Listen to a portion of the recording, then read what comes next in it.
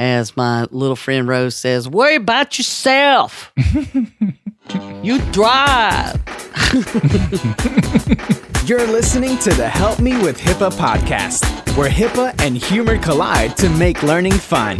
Your delightful hosts are Donna Grindle and David Sims. Relax. HIPAA help is on the way. Hello, this is Rich Hervig with Brightside IT out of Atlanta, Georgia, and you're listening to the Help Me with HIPAA podcast. Thank you for that intro. I am David Sims of Security First IT and HIPAA for MSPs, and joining me is Donna Grindle of Cardin. Hello, Donna. Hello, David. Welcome back. I know, back in America again. Yes. Wasn't there a song about that? I remember back in the USSR. Okay. No, I didn't go there. But anyway. No, I'm sure there's one. There's got to be. Yeah. But yeah, so back, I decided to try to stay awake for a solid day and a half to get myself back on schedule. So I arrived back Sunday afternoon, and by Sunday night, I was passed out, and then back to work Monday morning. It's like nothing ever happened. Wow. When you go there, that's more than commitment to the time change that I would ever give. But yeah, I know how to do it to some extent, but a day and a half, no. Yeah, well, I had to do something because I knew I was getting in late Sunday and then, back to work Monday, and there's just no way to do it except for some extreme change. So, yeah, live in the extremes. That's David. Yeah. So, but welcome back, and I'm glad you got to spend some great time with your son. I did, and it was fantastic. And Japan was great too. So I know we have a few listeners who go frequently or have gone and or are from there or have family there. Yeah, and it's an experience. There's not many vacations I would say is an experience, but that Japan was an experience. And it's also one of those vacations. Have you ever been on a vacation where when you got back, you were like, okay, now I'm ready to go the next time. I understand what to do now. Yeah. I know what I want to do this time. Yeah, you spend your whole vacation kind of figuring things out, and then you're like, oh, okay, now I got it. Now I'm ready. Let's do it again. Yeah. Yeah, I totally understand. It's, that's what a foreign country is all about, visiting those and learning about the cultures and understanding the big picture of the world. It's awesome. Yeah. So, absolutely. Back to the grind, brother. Yep. Let's get her done. Neither one of us are in our normal sync. So we'll just have to, you're going to have to suffer through with us today, but we're ready to roll. Yeah. So there is some talk about the next HIPAA boot camp, but we don't have that determined yet. So we will, other than to say it'll be somewhere and sometime after Labor Day. Yeah. We're getting a lot of questions, and there's just a lot going on. We haven't had an opportunity to sit back down because somebody's been in another country and don't blame it all on me. So we haven't worried about putting it together because he wasn't here. But we did record one time over there. That was fun. And we are going to get back to work once he's really and truly, as he sent me the text, I am back in the saddle. So look forward to that information soon. And I'm also getting in trouble because I am not making a good list of all the places I'm speaking, and that's my bad. So I know I'm speaking in Dalton, Georgia, and I'm speaking in Memphis, Tennessee in September at the Tennessee Ambulatory Surgical Group State something. So I got to get my stuff together on the next episode. We'll learn where I will be. But for now, we're just going to focus on today's topic. All right. And before we get into today's topic, let's take a break so we can hear from our sponsors. Did you know that 83% of healthcare organizations report a strong negative impact to their bottom line after a data breach? So many doctors think they are HIPAA compliant and have nothing to worry about. Many of those organizations thought the same thing before it happened to them. Call Cardin today at 678-292-5001 so they can assess your practice and help ensure you are protected and prepared. Visit cardinhq.com to learn more. Okay, so what's today's topic, David? We're going to be talking about BA guidance that came out. So talking about specific BA Liabilities. So business associates, for those of you who don't know. So there's guidance that came out from OCR, and it's important because it defines, what business associates are supposed to be doing, because for some reason we don't know. And even though, you and I have talked about some of the wrong HIPAA statements that people make, and this list covers some of that. And so today we're going to discuss that announcement and what it means to business associates and their privacy and security programs. And there's 10 of these things, so we have to move quickly. Because we know we have a tendency to get hung up on at least a couple. Oh, yeah. No preaching. We'll try not to get on the soapbox. But, I know. or rant.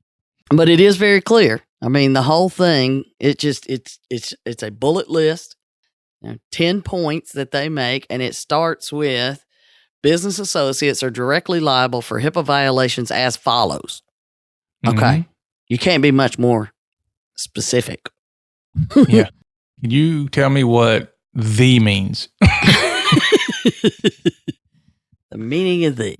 Yeah. All right. So let's discuss those 10 points. All right. So let's jump into number one. Number one, failure to provide the secretary, and that's not the lady at the front desk. It's a capital secretary. Yeah, right. So failure to provide the secretary with records and compliance reports, cooperate with compliant investigations and compliance reviews, and permit access by the secretary to information including PHI pertinent to determining compliance. Okay. Woo. Yeah. Better have your stuff together, in other words. Well, and if they ask for it, don't ignore them, because we've heard people ignore them.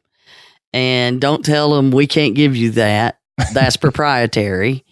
Doesn't apply to us. Yeah, it doesn't. All of that kind of stuff. Because we learned, and we talked about it when we had our visit from OCR at the boot camp, and Allison said, yeah, we actually will, in some cases, investigate the covered entity, which will include us doing an investigation of the business associate. Mm-hmm. So it could roll downhill, as they say. It absolutely can. Yes. And I hope it never does. Ain't nobody got time for that. I know, right? And you think you're busy until you get one of those. Let me just tell you. And the amount of time that it takes to provide all of the things that they ask for is not a couple of minutes, even if you're organized. And let's just say that we both know everybody's not organized. Well, the other thing that people don't realize a lot of times is they don't come up and say, here's a list of what we need, and they just kind of go away. A lot of times these lists come back. Yeah, and so almost always. Now that you've given us this, now here's some other stuff we need. It's very rare that you send in one set of answers and you don't get more questions about what you sent in. Right. Or clarification request or whatever, or additional information. So don't think this is a quick one and out. And we're hoping that they're making sure they're stating that, not because they've had problems with people saying they can't supply this information. I just can't imagine. I know. I'm not giving that to you. Yeah. All right. Number 2, taking any retaliatory action against any individual or other person for filing a HIPAA complaint, participating in an investigation or other enforcement process, or opposing an act or practice that is unlawful under the HIPAA rules. People don't do that. Every one of these come into play because it's happened. Yeah. Yeah. And yeah. Because they're being clear. I mean, there is the whistleblower element, but they're also saying here, the whistleblower thing and participating in the investigation or other enforcement process, but then opposing an act or practice that is unlawful. Mm-hmm.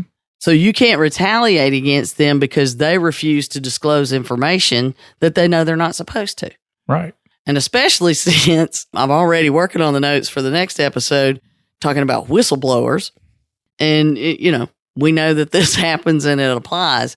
So pointing out the law and saying, hey, we shouldn't do this because of HIPAA, it has caused people trouble where they, good, you're out.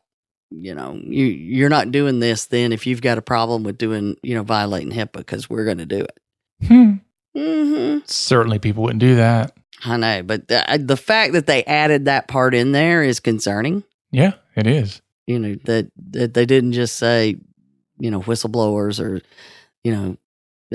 that's concerning. So you got to wonder how often that happens, but know that you have something now to point to if you are saying, I'm not going to do this because I'm not violating the law. Right. And it may be the fact that people have been asked to do something they knew was wrong, but, they were like, well, why did you do this? Well, because I did it because my boss man asked me to do it. I knew it was wrong, but I didn't want to lose my job. And so they decided to put that in there. Well, there is that. Maybe. Just maybe. It could be. So at least know that if you think that that's going to be your answer, so I suggest you find another one. Okay. That if somebody points out that this is a violation of HIPAA, don't tell them you don't care to do what they're told. Because, this right here is enough. All right. So.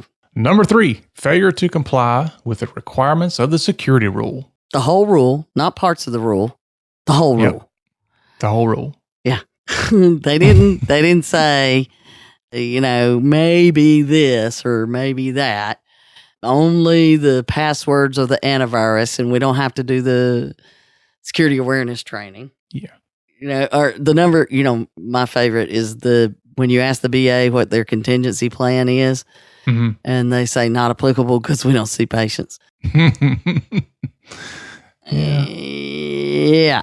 Okay. Or what is, your plan to be there for us? Yeah, that's your problem kind of thing, Yeah. And, let's remind the listeners as we go through this list that this is for business associates that we're talking about here. So, the IT companies, the law firms, the accounting firms, all these things. Transcription companies. Exactly. There's a long list of business associates out there, folks. Yep. And sometimes we don't get into specifically what applies to business associates, but this episode is all about that. Well, this is the first time specifically it has been stated in this manner. So that is a really good thing. I mean, it's stated in the law and they've said it, but have they done it where it's a punch list? No. Right. And some of these might be list. I know. I was like punch in the gut, punch in the face. It may be to some people. Yep. All right. Failure to provide breach notification to a covered entity or another business associate. Yeah, that's not good. Yeah. How often do you get people to understand?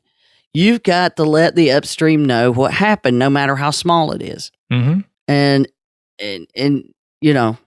you can't begin to understand how it will make you feel until it's happened to you. Yeah. That somebody else calls and says, hey, I saw your data out on so-and-so's website. And then you find out that the business associate knew about it, but they just haven't told you yet. Yep. And it's also worth pointing out that is part of the business associate agreement. Indeed. It's another reason that we encourage people to change the 60-day notice. That they have 60 days to let the upstream know. And people are like, well, the law says I have 60 days. I said, the law says it has to be at least 60 days, but we can ask for shorter. Right. Yeah. Oh. Yeah. This is where it gets fun because then, the covered entity says, I want to know immediately. And then, me as a business associate is going, immediately is not really good. Well, and that you don't get to decide everything in these, first of all. So you need to let them make some of the decisions, not you. So you deciding, well, we didn't really have a security incident. Your business associate agreement says you're supposed to notify of security incidents. Right. Pay attention to that. We're not just talking about notify of breach. And just know they're aware of that. Yeah. Yeah. We've had a few clients who are like, can you just not send me this information? I don't really know what to do with it. Seriously. And I'm like, well, here's what you do with it. And yes, I'm going to continue to send you this stuff because you have to have it. And they're like, but I don't I don't know what to do with it. I'm just reading it going, I don't understand it. Well, and that's another, good point is there are cases where business associates do tell the upstream and the upstream says, just don't tell me. Mm-hmm. Well, here, you have something to point to. I am liable if I don't tell you. I ain't taking that on. If it's your problem now, I passed it up. Yeah. And most of the time we're telling them it's more of to let them know, look, there's nothing you need to do other than document it however you're going to document it. But I have to let you know what you decide to do with it from there is whatever you want to do with it. There's no action I need you to take. I'm just saying you had a security incident and we handled it. And I'm supposed to cooperate with you. So you let me know if you need me to do anything. But, right. I'm in for you here. Yep. All right. Number 5, impermissible uses and disclosures of PHI. Bam. That's almost like duh. Well, but how many times do you hear BA say, well, we don't have to worry about the privacy rule. We're BAs. Yeah. That can't, right there, that cannot be true. Bam. Mic drop. We're done. Mm-hmm. Because you can't understand impermissible uses and disclosures in the security rule. It's not discussed. It says, look at the privacy rule. Yep. So, And this is where we get into, I like picking on IT providers because I is one. But, a tech doing their job at a doctor's office, they're going to be exposed to PHI. If they connect to the workstation remotely, they're going to see it. They can certainly see the patient information on the screen and a report and a database. Right. They're exposed to it a lot. And of course, I've heard IT people say, well, I'm just not going to look at it. So I guess when it comes up on the screen, they're like, no, my eyes. I don't know. But I mean, yeah, there's an argument. I wouldn't say an argument, but a debate often with IT people that aren't aware of HIPAA that much about what does it actually mean to have PHI. And oftentimes it's the argument that, well, we're not looking at it. We're not opening it up and accessing it, even though we have it in our possession. Yeah. That's assuming everybody's going to do what they're supposed to do. And you are accounting for that in always going right. Yep. And the other thing too is just, you're exposed to a lot of private information, even just being in the office, doing work. So what do you hear? What are you seeing? Who are you seeing? You have to keep all that confidential. Well, and this is the example that I use, and I loved it. I generally get crickets and a lot of blinking looking at me when I point this out. So let's say your tech is doing whatever, and they happen to see at the doctor's office a name of somebody they know. Well, let's say their neighbor, whatever. And the next time the tech sees that patient, who is somebody they happen to know, they say, oh, yeah, I didn't know you were seeing Dr. X for your Z condition. Didn't know you had that. Now, based on a lot of the training some folks get, that would be fine. Because, I'm not disclosing or but let's be clear, it is not. Yeah. Well, I talk a lot about my discussions on forums. Oh, geez. So the other day there was a discussion on the forum about PHI, and one of the techs who apparently knows HIPAA, and I, put that in air quotes, says that a name on its own is not PHI. It must include medical information. Okay. So to which I responded, you need to understand the 18 identifiers. Here they are. Oh, guess what? Number 1. Or number 2, I don't remember which it is. Anyway, the name's at the top of the list. Yeah. The medical information it's this doctor. There you go. I got the name from this doctor. Yep. Now I know they're associated with that doctor, and you're done. Because what if that doctor is infectious disease or oncology or, geriatrics or whatever?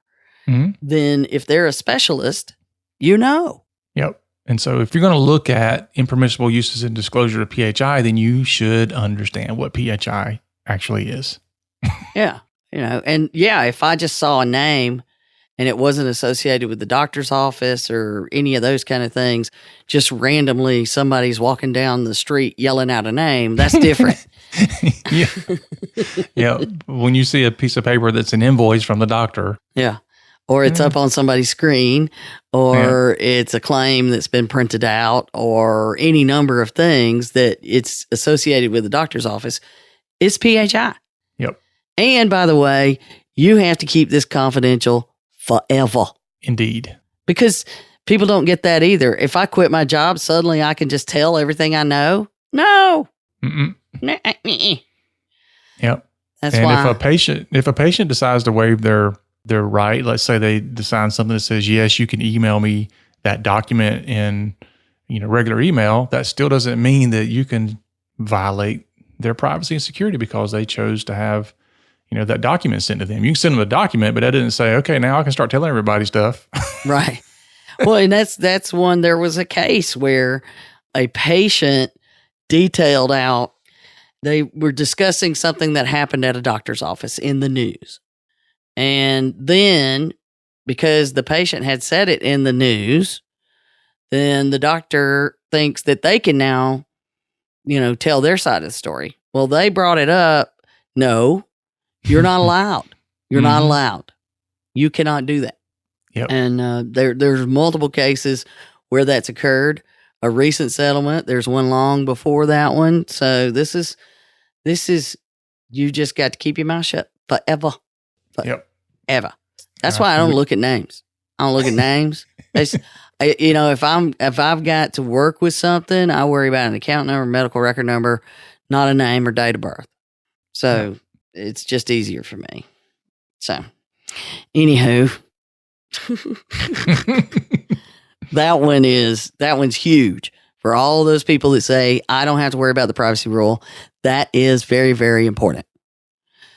Next, failure to disclose a copy of electronic EPHI to either the covered entity, the individual, or the individual's designee, whichever is specified in the business associate agreement, to satisfy a covered entity's obligations regarding the form and format and the time and manner of access under 45 CFR 164, 524 C2 II and 3 II respectively.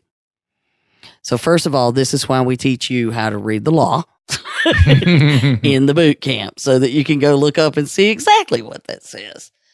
But, I'm sure this one's aimed more, billing companies, clearing houses, and EHR companies than anybody else. Yeah. I suppose IT companies could fall in there. If there was a thing that came out from OCR a couple of years ago that said you can't block access to PHI just because somebody didn't pay the bill. Yeah, and we saw that happen not long ago. And I think this is taking that, even further because, we just talked about release of patient records and how you have to give it to them in the format that they require. Mm-hmm. And there has been, two companies get in a fight and they withhold data. I'm not going to withhold the data. I don't have control of the data. Now, I may have control of the machines, and you can get somebody else to fix that. Mm-hmm. I'm just not going to come fix it. But it's different if I have the data and I don't let you get to it. Yeah. Two different things. It's almost like ransomware. Yeah. You're holding it ransom. But if the CE hosts their data themselves and you don't have any of that hosting and they don't pay you to do support, they can go get somebody else because they have their data. It's not the same thing. Now, if you're preventing them in any way from getting to the data, that's different. Yeah. However, I have seen some times when the covered entity says, I need my data, and they send like all the charts and everything in separate PDF files. Yes. So you get 400,000 PDF files. And that is exactly what is the other flip side of this is if I am leaving your business and you have my PHI, then you need to give it to me. And while this is more talking about patient access, I can assure you it will be used for some of that as well, because it is a big problem. Mm-hmm. And they even include a little snippet at the bottom, 'cause all of these had little footnotes, let me just say. And most of them just reference the law. But this one and one other, the footnotes were very specific. And it said, for example, where the business associate agreement with a covered entity requires it to provide an individual with electronic copy of his or her PHI upon the individual's request, and the business associate fails to do so, OCR has enforcement authority directly over the business associate for that failure. Ouch. Yeah. So if you're a vendor and I use your software for making an electronic copy and you don't give me the ability to provide any electronic copies, I'm just saying, pay attention. Pay attention, people. Pay attention. This is where I'm glad we don't have PHI and have to deal with this one. I know, right? And, I'm a fan of that as well. I don't. Yep. Yeah. So number 7, failure to make reasonable efforts to limit PHI to the minimum necessary to accomplish the intended purpose of the use, disclosure, or request. So this kind of goes back to number 5 above. Do you really need access to everything to do your job? Exactly. And, that's where a lot of people are like, well, we don't have access to the EHR. You have complete control of the server and administrative control of the server? Yeah. Okay. Does everybody in the office know how to sign in as admin? Well, the password's available if they need it. Yeah, we have a fairly new client, and they called the other day, one of the front desk people, we can't get this software installed. We need an admin account. And of course, the call got sent to me because I'm the one that gets to tell people no. Yeah. So I started into my thou shalt not have an admin account. Yeah, it's more and more one of those questions of, do you understand that you don't have a license to use admin? That's what we need to start telling them. We issue licenses, and if you want to come take the test, yeah, that's what we should do. We'll give you a license that allows you to have admin. But the other part is, we're just like everybody else. Security's not convenient, so we all try to limit that inconvenience. Mm-hmm. And you look at accounting firms and law firms and billing companies, as well as IT companies, and we're going to have a tendency amongst us to not limit our access to anything just in case. Right. So you got a billing company. It's a small billing company. Everybody works for all of the different clients. That's one thing, but it's different if they're never going to work for this client over here. Why do they have access to it? Cybercrime is a multi-billion-dollar industry and growing. How confident are you that your computer network can withstand a cyber attack? Can you afford to take the chance that what you have today will protect you? Call Security First IT and find out if the cybersecurity in your business is something you should be concerned about, or if you can rest easy knowing your business is protected. Visit them online at securityfirstit.com. That's securityfirstit.com, and schedule a time to talk. Well, the other part too that I run into a lot is when people are changing providers, whether it's an IT provider or copier provider or whatever, but they tend to leave the access of the previous company. And so now you got all these other companies running around who have access to your data. Right. And that has to do with termination situations. So yes, you've got to make the effort to evaluate minimum necessary, make the business decisions, and document what you're going to do. I just did a lunch and learn yesterday, and we were talking about access to HIEs and the way that works. And once I tie into this HIE, the patient has the ability to opt out, but by default, they're going to go in. Well, have you told the patients you're going to turn that on? Well, no, because they can opt out. But if they don't even know they're in there, how can they opt out? So, first of all, I've got to do all of those things because now I've opened up a whole new floodgate, and I'm going to trust everybody else to do the minimum necessary access and all of those kind of things. So it's that same process over and over. You've got to make a reasonable effort to limit it. Reasonable. Okay. Well, number 8. Failure in certain circumstances. I like that one. To provide an accounting of disclosures. Okay. And this is the one that freaks most BAs out when they are told they have to do this. That for some reason they don't. Well, let me rephrase that. Most people don't. Even the covered entities don't truly understand that they're supposed to be doing this. Mm-hmm. And okay, but well, first of all, when it comes to accounting and disclosures, there is some confusion. If you read the high-tech provisions, it said that you're going to even include treatment, payment, and operations in your accounting of disclosures. And then when people looked at that, they were like, holy crap, how would we do this? Yeah, no kidding. I mean, we're talking about a vast amount of data. And it would almost become useless. When you think about studies show that in a hospital, they're going in and out of patient accounts every 8 seconds. Yeah. And you're going to show every single one of those. So they did put out there in their request for comment about, hey, we're kind of thinking this ain't going to work. What do y'all think? But even before then, though, there's an accounting and disclosures that says anything that happens, even if it's not a breach, but it's outside TPO.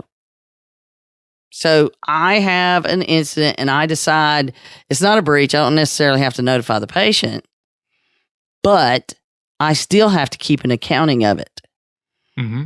And it's down to I sent the patient information to the wrong doctor.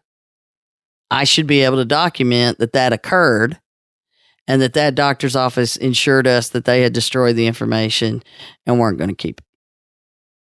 Because we're allowed that's an exclusion under the breach, is that it's reasonable for me to assume they're a covered entity. They're going to do what they say they're going to do. Right. Yep. But I should have an accounting of that if anybody ever asked. Because what if they didn't? Mm-hmm. Well, covered entities don't have it. A misdelivered fax or accessing the wrong patient or, possession of an unencrypted laptop that was not accessed, and you can tell that, and all right, well, fine, that's the same thing, but that's different. But if anybody looked, incidental disclosures, those are the ones that are supposed to be in your accounting and disclosure, and both covered entities and business associates are supposed to have those. Mm-hmm. And this is one of those things where if I'm an investigator for OCR and I come in and I ask for this and you're like, oh, I don't have anything. That's not true. I'm like, there's no way possible you've not had something that comes up that you need to have an accounting of. That right there is kind of like, okay, I need to dig deeper because I know you're not doing anything. Yeah, I was talking to a let's just say a group at one of those mini conferences that I've been to recently. And they were a small group and they were not fully educated on the HIPAA thing. And we were talking about the OCR investigations and they're like, well, how do they even know that happened? Well, because you have to tell them. Well, we never have had to tell them. I guess that's why we're not. Wait, you've never even told them about a small one? Well, no, we don't have any. Okay. Have you ever sent a EOB to the wrong patient? Or have you ever sent a statement to the wrong patient? Or sent multiple statements to different patients all to one patient? Those kind of things. Well, that kind of stuff happens all the time. Okay, then. There you go. Yeah. Here's my card. Here's my card. Oh. Yeah, and that's kind of it. If you have nothing to show for this, then I really question if you're doing anything, right? Yeah. Because you should have something. There's no way you're not making some mistakes. And they expect that. And that's why if you have no accountings of disclosures, it's a red flag. Mm-hmm. Definitely with covered entities. And depending on the type of business associate. So if the business associate is a billing company, revenue cycle management, as they call it today, or a collections firm, they better have that list because it's happening. Oh, yeah. All the time. All right. That brings us to number 9. Failure to enter into a business associate agreement with subcontractors that create or receive PHI on their behalf and failure to comply with the implementation specifications for such agreements. And this is for business associates, right? That's right. So business associates have to have business associate agreements with their subcontractors that create or receive PHI. Mm-hmm. Yes, because we know, OCR's told us many, many times, the first thing they're going to do if there's a privacy or security issue involving two companies, what's in the BAA? Mm-hmm. That's number 1. Show us your BAA. Yep. And, in our boot camp, we teach the business associates that they need 3 versions.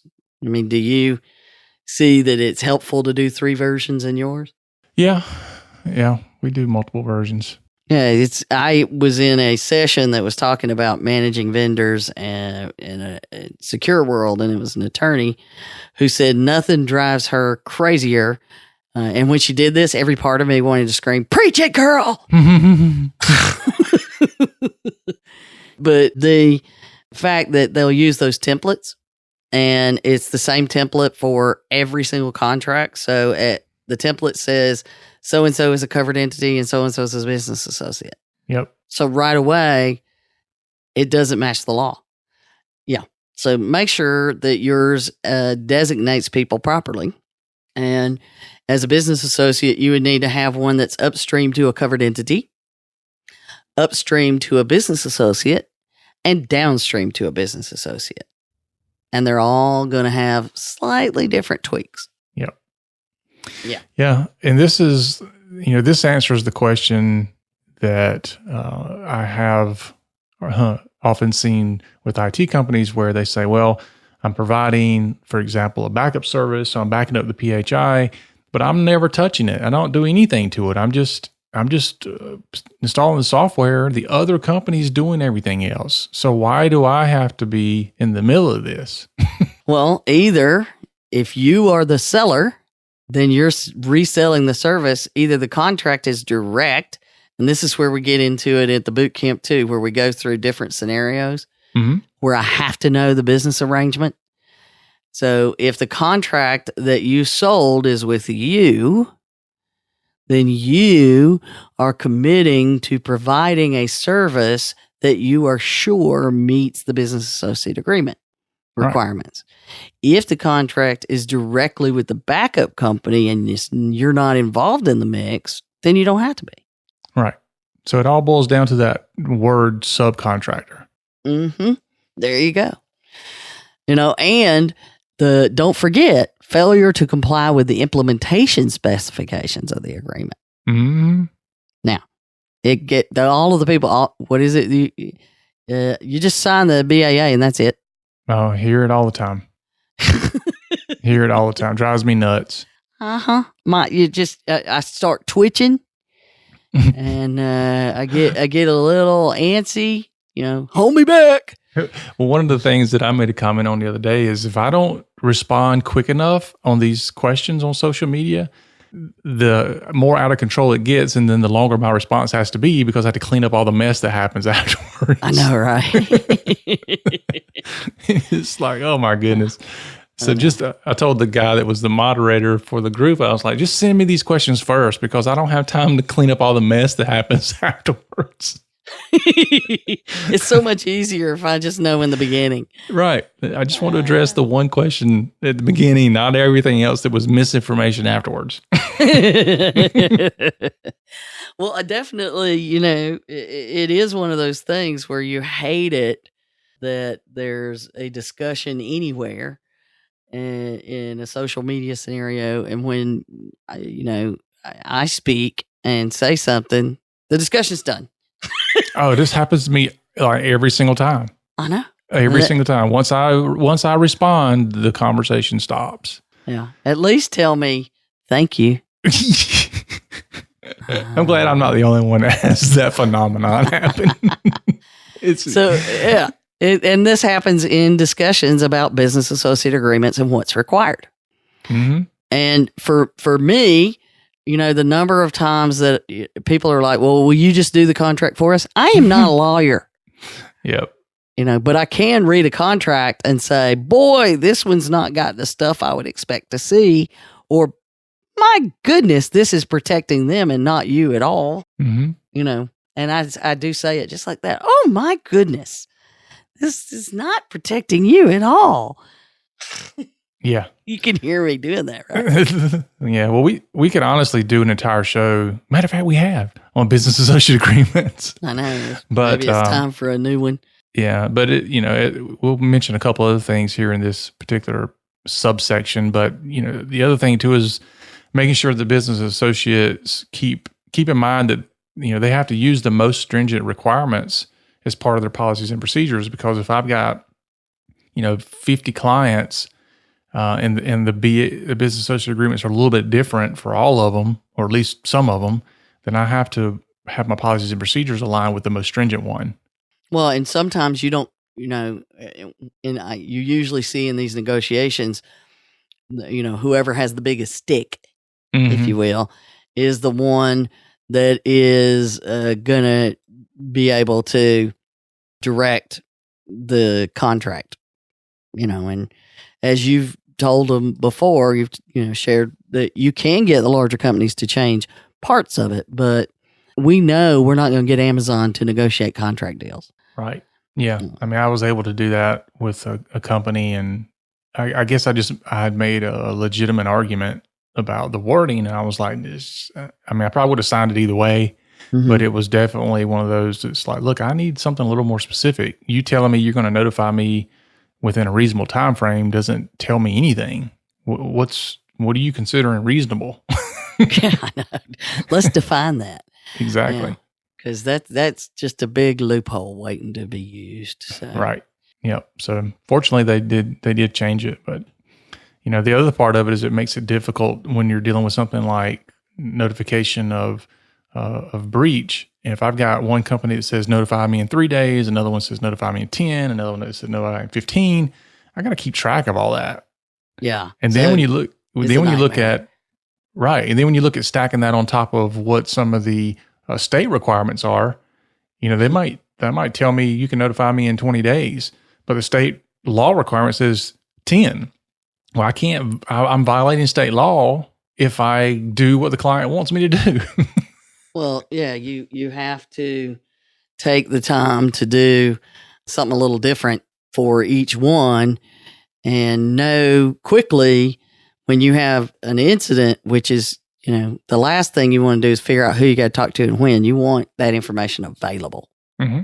And we've been talking with the startup guys at, it's PHI Flow or FiFlow.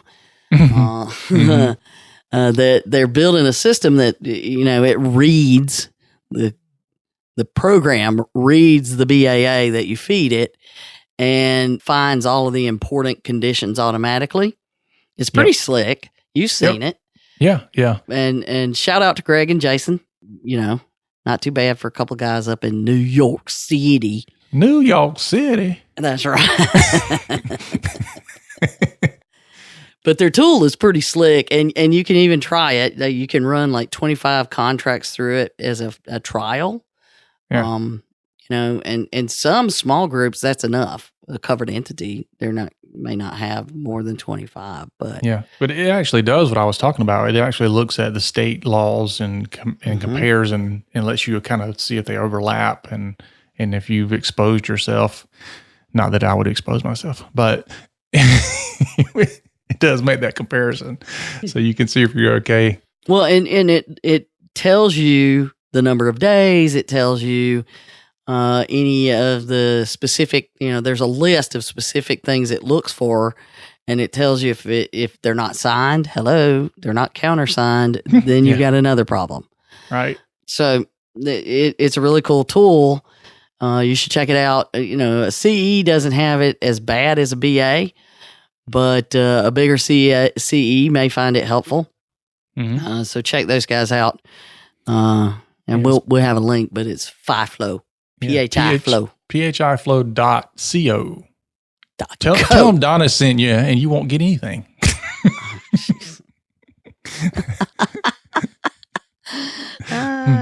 There goes my special we have no moment. sponsorship yet with them, but hey, guys, maybe you should think about it. That's right. Give us a little something. All right. So, drum roll, number 10. Oh, we're down at number 10. Wham! Whose turn is it? It's you, babe. Jeez. All right. Failure to take reasonable steps to address a material breach or violation of the subcontractor's business associate agreement. Ooh. Bam. You can't say not my problem, not my business. Mm-hmm. And this is another footnote thing that they added. And this one is very specific. A business associate is not in compliance with the standards in 164.502E, which is privacy. Let's point that out. 502 means it's privacy. And this paragraph. If the business associate knew of a pattern and activity or practice of a subcontractor that constituted a material breach or violation of the subcontractor's obligation under the contract or other arrangement, unless the business associate took reasonable steps to cure the breach or end the violation as applicable, and if such steps were unsuccessful, terminate the contract or arrangement if feasible. Yep. Get him out of there. Yeah. So what they're saying there is you need to pay attention. Mm-hmm. People are complaining about what their upstream isn't doing. We hear a lot of that. But, as my little friend Rose says, worry about yourself. You drive. If you're doing your job and documenting what you're doing, then you're protected from your upstream failures, but you're not protected from your downstream failures. Yep. That is true. Yeah. And we see that often when, a CE will hire an IT company that doesn't know anything about HIPAA and they're not doing anything right. Mm-hmm. You got some liability there, bro. Yeah. Brah. Brah. You let me out. I love how they're now the surfer thing. Brah. Hey, brah. Everybody's got to be a little different every generation.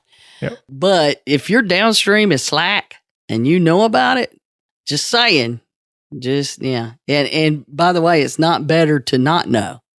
Because either way, that failure is that floats uphill, unfortunately. Yeah, it floats. It doesn't roll. That's some crap right there because it floats.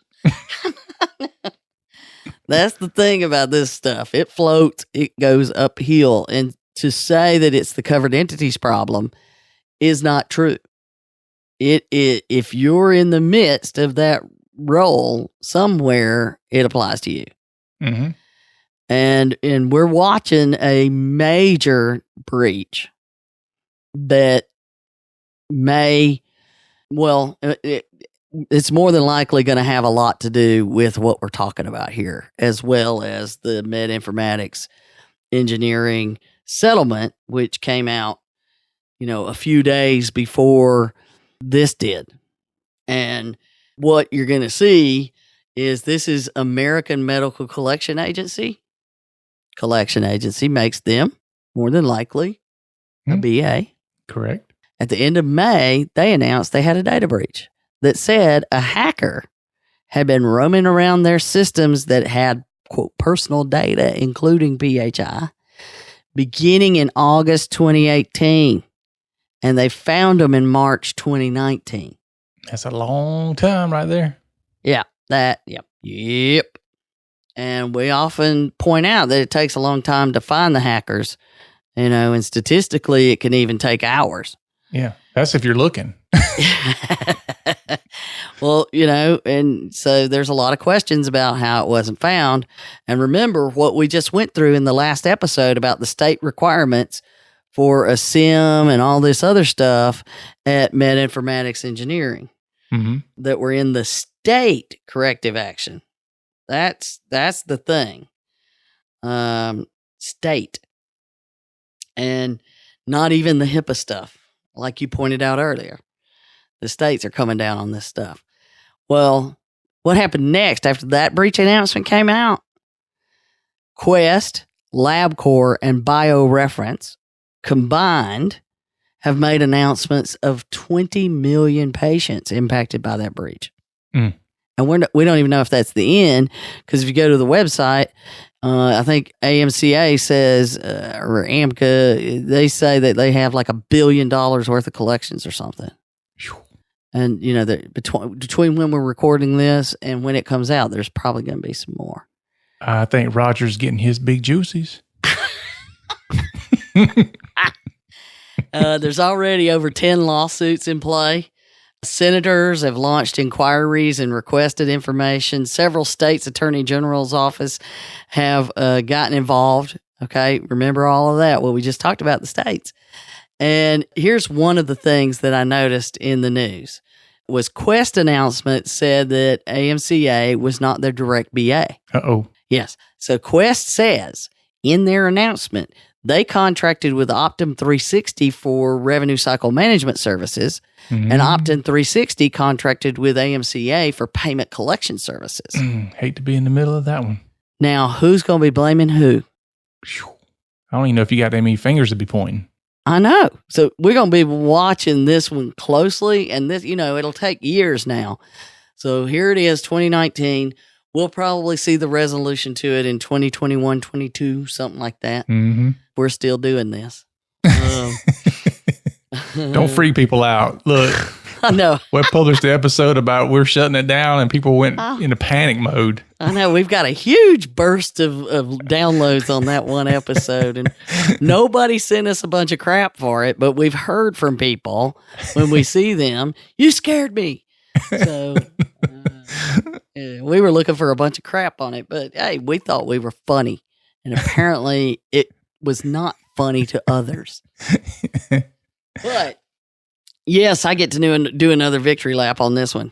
That whole point, that the discussion here about addressing the downstream, your subcontractors, because if they're saying that the violation of a subcontractor's business agreement, that means the covered entity to you is the same thing. So worry about yourself. And just as I predicted, the supply chain is a big thing. Oh, yeah. Big thing.